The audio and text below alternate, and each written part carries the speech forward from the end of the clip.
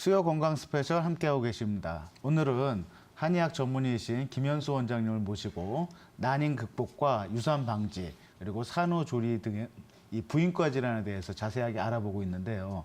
방송을 시청하시면서 건강과 관련하여 궁금하신 점이 있으시면 지금 바로 02-2000-4959로 전화 주시면 자세한 상담이 가능합니다. 많은 전화 부탁드리겠습니다. 앞서서 우리 난임에 대한 이야기들도 해봤지만 사실은 어렵게 임신이 된 후에 유산이 발생되면 상당히 이 부부들한테 정신적으로 고통들이 심할 것 같은데요. 김현수 원장님, 이 임신 초기에 출혈이 되는 경우들이 있습니다. 이런 출혈이 이 유산 전조증으로 볼 수가 있는 건가요? 네, 안타깝게 임신 초기에 출혈이 있는 경우에 사실 유산 확률이 꽤 높아집니다. 그래서 이거를 좀 주의 깊게 우리가 살펴야 되고 치료를 받으셔야 되는 상태인데요. 옛날부터는 우리가 한의학적으로는 안태음이라는 약을 주로 썼지 않습니까? 네. 그래서 안태음, 수태환, 태산반석산 이렇게 좀 검증된 약을 통해 가지고 이렇게 좀 조기 출혈이나 이런데 유산을 방지하는 식으로 치료를 많이 했는데요. 우리가 한의학적으로는 태동불안이라고 이렇게 말을 합니다. 태루라고 하는 거는 생식기에 출혈이 있는데 복통이 없는 경우를 보통 태루라고 말을 하고요. 태동불안이라고 하는 거는 이 태루와 동시에 복통이 좀 있는 경우, 태동불안이 있는 경우, 그럴 때 태동불안이라고 말을 하고 현대의학적으로는 둘 다 절박유산에 해당된다고 이제 말을 합니다.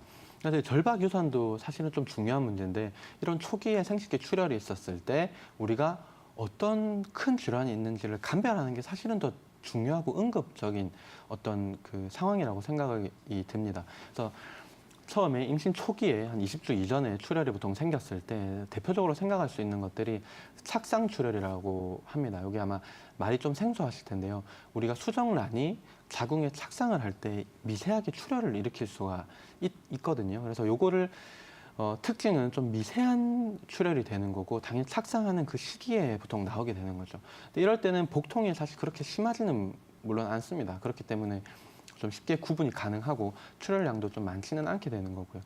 두 번째가 이제 절박유산, 이제 조금 이따 말씀드릴 그 절박유산에 해당되는 게 있고요. 세 번째가 자궁의 임신, 포상기태. 세 번째랑 네 번째는 좀 굉장히 응급 질환입니다. 급하게 이제 병원에 가셔가지고 외과적인 치료를 이제 받아야 되는 건데 자궁이 아닌 다른 곳에서 임신이 됐다든지 또 포상기태라고 하는 거는 또 육모가 과도하게 자라면서 태아가 제대로 생기지가 않습니다. 처음에는 임신인 줄 알고 기뻐하다가 이제 이런 세 번째, 네 번째 증상이 있다고 하는 거는 초음파나 이제 피 검사를 통해서 알 수가 있긴 한데요. 더 빠르게 진단을 받고 치료를 받으시는 게 좋습니다. 또 마지막으로는 자궁 경부, 자궁의 어떤 목에 해당되는 자궁 경부가 어떤 문제가 생겼을 때 미란이나 약한 상처가 생겼을 때 출혈이 생길 수가 있는데요. 이럴 때 특징은 성관계랑 좀 관련되는 그런 출혈이 생깁니다. 어떨 때 출혈이 생기냐 할 때 성관계 이후에 생겼다라는 게 반복이 된다면 이런 문제가 되는 거고 요것들은 그 주변에 치료만 잘 받으시면은 되는 거니까 큰 이제 문제가 없다고 볼 수 있습니다. 이제 가장 중요한 게 이제 두 번째 말씀드린 이제 절박유산에 이제 해당되는 건데요. 절박유산의 유병률이 꽤 큽니다. 우리가 임신을 하면은 한 20%에서 30% 정도가 이 절박유산, 그러니까 출혈이 보통 생긴다는 거죠. 이 출혈이 보통 생기는데 문제는 한 20%에서 50%, 한 50% 가까이가 유산으로 이어진다는 겁니다. 그러니까 출혈이 생긴다고 해서 무조건 집에서 편히 쉰다고 해서 이게 낫는 게 아니라는 거죠. 병원에 가면은 유산 방지 주사라는 걸 보통 맞게 되는데 이제 프로게스테론 제제, 여성 호르몬 제제로 많이 이루어져 있고 또 HCG라고 하는 어떤 여성 호르몬을 보충해 줄 수 있는 걸 주사를 맞기는 하는데 맞는다고 무조건 유산이 일어나지 않는 법이 없습니다. 사실은 검증이 되지 않았거든요. 그래서 우리가 안태음이라는 그런 약을 보통 같이 쓰게 되는데 우리가 습관성 유산 같은 경우에 유산 확률이 굉장히 높아지니까 이런 것들에 초점을 맞춰가지고 미리미리 치료를 좀 받으시는 게 좀 중요하다고 할 수가 있겠습니다. 네, 그렇군요. 아무래도 임신 초기에 출혈이나 하혈 증상이 나타나게 되면 상당히 놀라시고 또 이렇게 불안해하실 것 같은데요. 한의학적으로는 임신 초기에 이런 유산 증후군이라고 할까요? 유산 전조증 어떻게 치료하고 있나요, 원장님? 예, 수태환이라고 하는 약을 말씀을 드렸는데요. 토사자나 상기생, 악교 이런 약을 이제 섞어가지고 보통 약을 쓰게 되는 거고 이런 것들이 이제 같이 아까 말씀드린 프로게스테론 제제라든지 그런 걸 같이 치료를 했을 때 더 효과적이라고 보통 보는 겁니다. 우리가 어떤 생식계 출혈이 있었을 때 안 좋은 요인과 좋은 요인을 집에서 스스로 이제 알아볼 수가 있으면 좋겠죠. 그래서 우리가 같은 출혈이 있더라도 입덧을 만약에 동반을 했다. 입덧을 하면서 출혈이 생기면은 유산 확률이 많이 낮아집니다. 그럴 때는 좀 걱정을 덜 하셔도 되고 또 아기의 어떤 심장을 우리가 보통 6주에서 7주 사이에 확인할 수가 있는데 이 심장이 잘 뛰고 있다면 그 유산 확률이 급격히 낮아집니다. 또 그럴 때는 또 걱정을 안 하셔도 됩니다.